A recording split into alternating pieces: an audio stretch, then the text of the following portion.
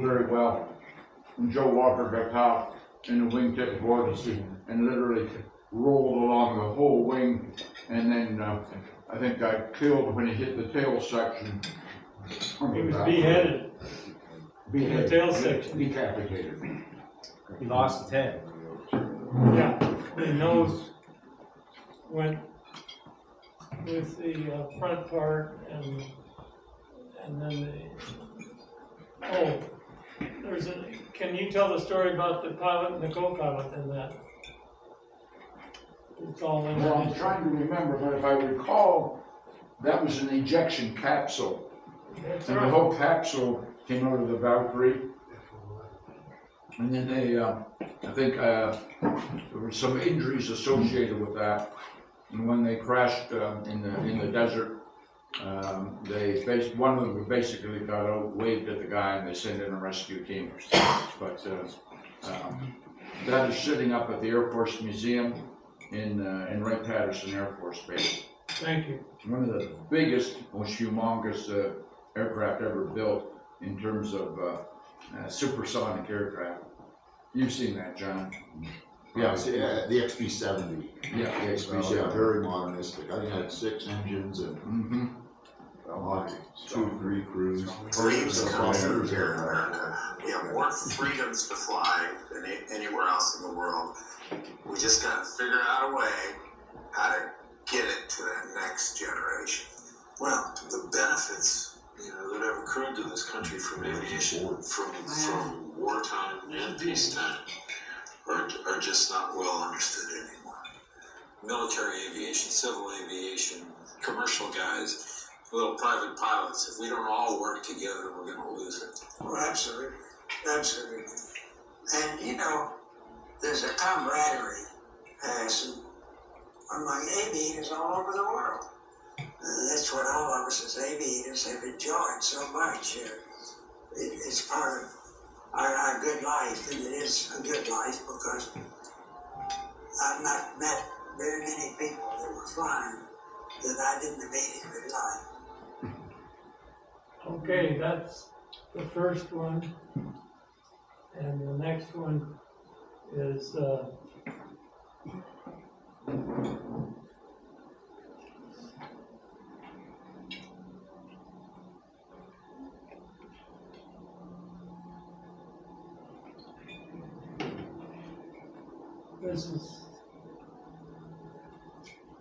I was the president of the Society of Experimental Test Pilots in '69, and I talked to him about the organization.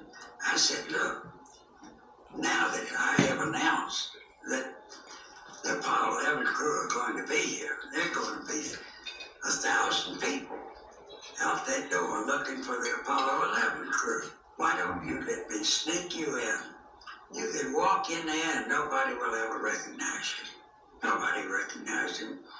And he was sitting there, and they came up and all wanted Neil's signature and picture taken. And Lindbergh leaned across Colleen and said, Neil, you're going to regret signing these autographs. And Neil just turned to him and politely said, sir, every pilot in this room has accepted the risk that I have taken. If they want my autograph or my picture, that is the very least I can do. And when I brought Lindbergh on stage, I have never seen such pandemonium in my life. The applause was a standing ovation that my gavel wouldn't get them to stop. They just kept screaming and yelling, and it was the biggest night of his life. And he told me that later. That photograph hit the front page of every paper in the world, I think, and the whole world had a chance to see it after all those many years. It was a great evening. I forgot to tell a story about meeting Harrison Ford, because General Barry, running the Wings Over the Rockies Museum, they have an auditorium named with his name on it, Harrison Ford Theater. And so General Barry had met Harrison Ford in a helicopter, who had come in to dedicate the new Centennial hangar that they had built for, I've forgotten the name of what it was for. Bob, do you remember? Oh, the hangar? Yeah, down in Centennial. Well, they've got the main museum, and then they've got a new hangar. That one, which was named for Exploration of Flight, was the name of the museum. And anyway, when General Barry, who I'm sure Angus remembers meeting. Right. When I took That was him up a there. good gathering, and he helped with the book, and we had a good gathering in the Winds Over the Rockies Museum down there, Yeah, and you had brought some of the other materials there, Yeah. so, yeah. anyway, he was, the helicopter had landed with Harrison Ford, and he was being walked in to dedicate the new Flight Exploration Museum, which was partly educational because they had a school down there as part of it. And anyway, I was walking with General Barry, and we got halfway down there, and he says, "I want you to meet my NASA guy." And so we shook hands and went on in, and he gave the speech. I'm going to start next to last. I think it's next to last.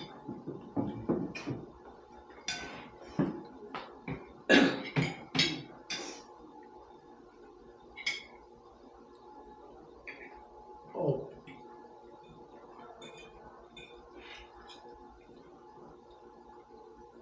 And then I got one more. Before an astronaut ever actually flies a LLTV, he is trained in a helicopter for at least 100 hours. He is trained in an LLTV simulator, completing a detailed program. First one, the car full screen. He is trained in a vehicle tethered to a large overhead crane. Page 13. First. He has handled the LLTV mounted in a fixture where the vehicle will respond to certain flight commands. And Thank you. he has powered up the LLTV engines, with the vehicle itself tied down, to become accustomed to the operation of the engine. I flew it on top of that soon after we started testing it. Is he ready to fly the LLTV? And in the total picture, this is but a small part of the training necessary. It was a safe flight for me.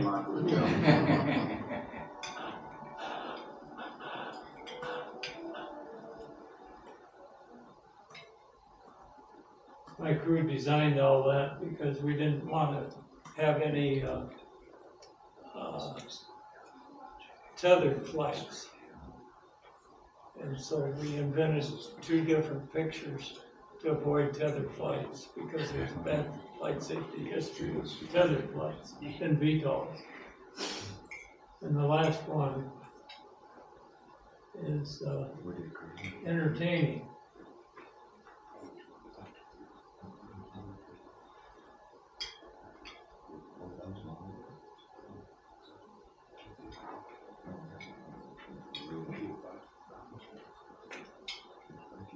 There it is. Oh, Hannah Wright. Oh,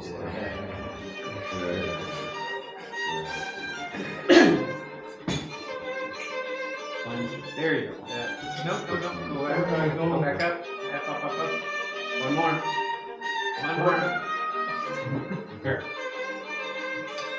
I gotta get full screen. Thank you.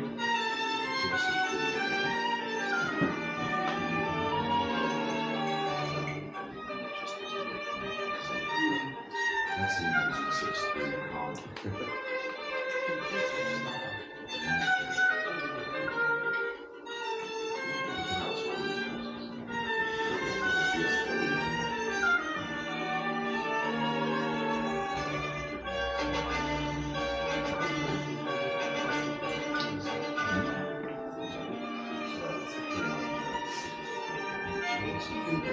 see this later because it's being recorded. Yeah. Okay.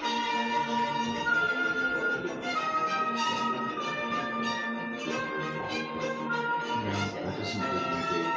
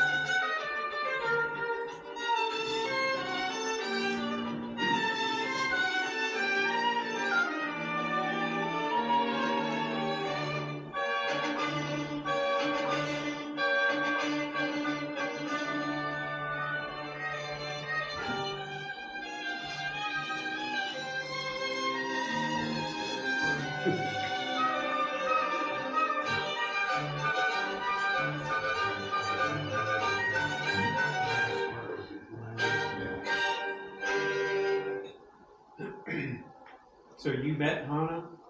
My wife and I met her a year before she died. She was about 70 when she died.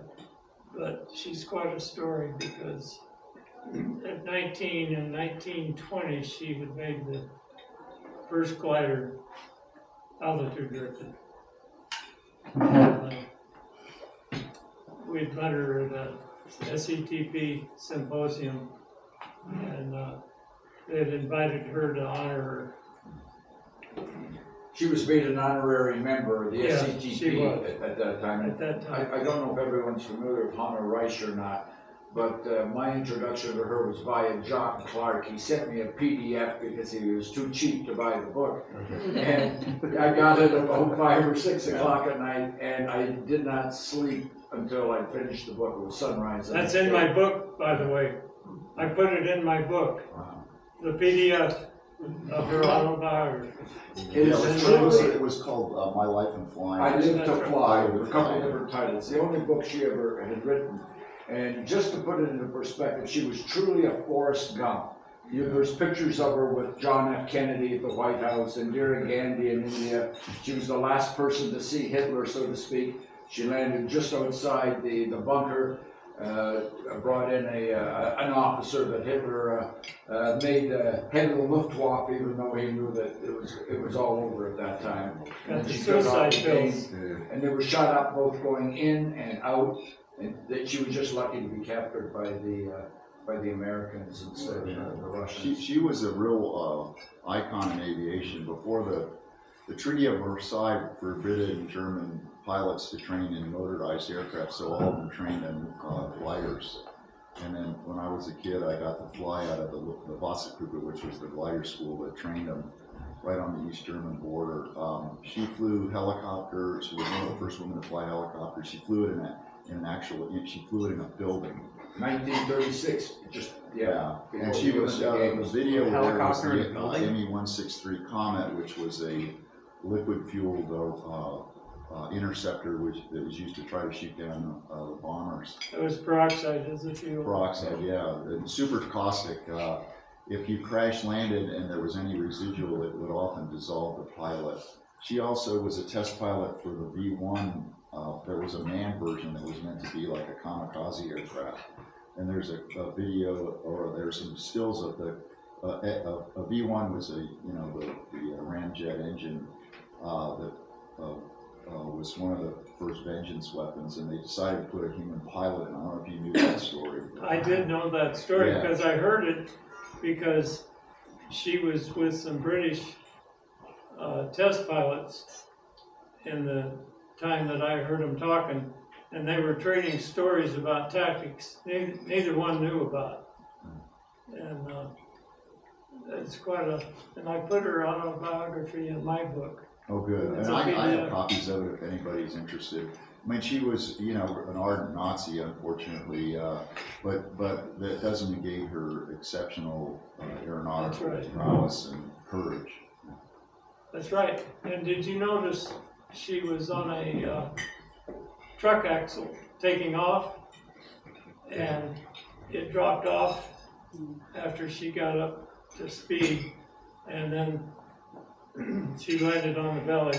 Well, it had a little wooden skid that you could put it down a foot or two. Is that right? I But, couldn't remember yeah, that. I mean, I was involved in, you know, because of my time in Germany as a kid with the German aviation, so I got to meet, and well, the pilots that flew in my glider school were old Luftwaffe pilots, and they would hit you with a stick, you know, shoulder, head, you know, links, rex. I'm glad you can add that knowledge that I didn't have. Well, yeah, and so I did get to converse with some of, would have been in the, you know, early 70s. Did you know the story about when the truck axle didn't drop? No, but I imagine that made a huge amount of drag. Yeah. Well, she landed on it. Yeah, well, Did you know she spent a year in the hospital after Oh, that that's right, landing? yeah, that's right, she was injured from Two that. major accidents Yeah. she had Yeah. in her life. Yeah, she spent a year in the hospital. She also flew the motorized version of the ME-234 Gigant, which was this monster huge glider that they tried to put 6 engines on. And several of them, they were mostly used in the Mediterranean. They're really slow, but she was a test pilot on some incredible airframes. Well, I'm so glad you're here to tell those stories I didn't even know about. But that would have been the fastest truck accident. Well, it's lucky it didn't ground her, because, you know, it's a lot of, and when it digs in on the ground, that's why coming in with a skid. A lot of gliders come in with a little wheel or even a skid. Some of the earlier ones just landed on a skid anyway. Well, it's my intent to have everybody else have a chance to ask questions and tell stories and so forth, so. Angus, you take over. Well, you know, I actually made my daughter read a couple of the chapters from that. You know, I Live to Fly, and this would be appreciated by some of the medical doctors in the crowd. Her dad was an ophthalmologist, and she was destined to go to medical school. And once she started gliding, life changed for her.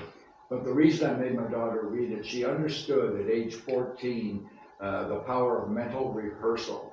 And she would sit in bed at night with a stick between her legs, because you only get 10 seconds of flight in a glider when you have to haul it up the hill, and you have that 10 seconds down. And she would sit there and just practice constantly at night in the bedroom. And the other one was, her mom made her lie down on the floor every night to practice spiritual exercises to get mental discipline. And that mental discipline probably, you know, just carried her through life for everything she did. You know, just everything was very precise, and she had a grasp of that. It's not something everybody gets, but her mother forced put that upon her. So.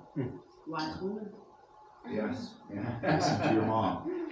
She might even be the best test pilot of the last century. Who knows? I mean, that's why SCTP, you know, gave her that honorary membership. So.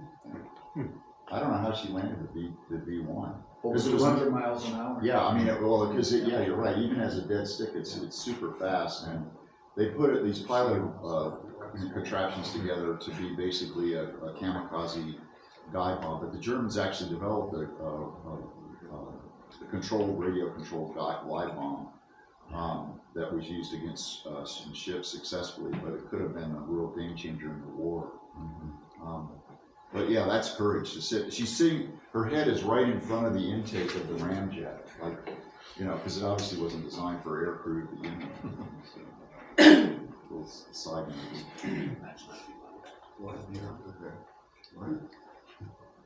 So Wayne, a good question for you is, how did you get to be a Bell engineer on the? I can tell you a story on that. Well, we need to hear that story, because you were just a young puppy at the time. How could they give you such responsibility? I had started out with NASA, and when it came time to, and I had the LRV